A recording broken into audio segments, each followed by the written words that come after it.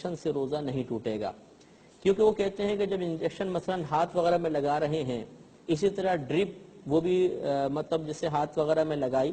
تو اس کے ذریعے جو دوا داخل بدن ہو رہی ہے وہ سوراخوں کے ذریعے نہیں ہو رہی،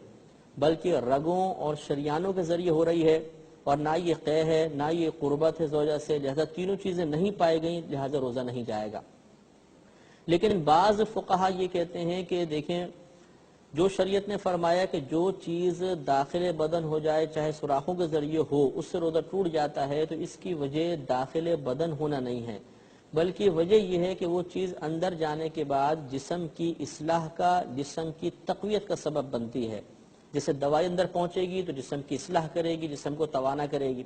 اور غذا وغیرہ پہنچے گی تو اس سے قوت حاصل ہوتی ہے۔ تو یہ جو فقہاء ہیں یہ فرماتے ہیں کہ انجیکشن سے بھی یہی فائدہ حاصل ہو رہا ہے کہ اگرچہ یہ دوائی رگوں کے ذریعے نہیں پہنچ رہی، لیکن جب یہ اندر پہنچ جاتی ہے تو بدن کی اصلاح بھی ہوتی ہے اور تقویت کا یہ دوائی سبب بھی بن رہی ہے، لہذا روزہ ٹوٹنا چاہیے۔ تو معلوم یہ ہوا کہ چونکہ اس زمانے میں یعنی نبی کریم صلی اللہ علیہ وسلم کے زمانے اقدس میں انجیکشن کا رواج تو نہیں تھا،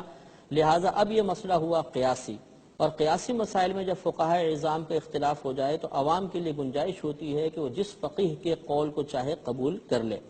لہذا اگر کوئی دوران روزہ انجیکشن لگائے گا اور ان مفتیان کرام کے، ان فقہاء اعظام کے مسئلے کو اخذ کر کے لگائے گا جنہوں نے کہا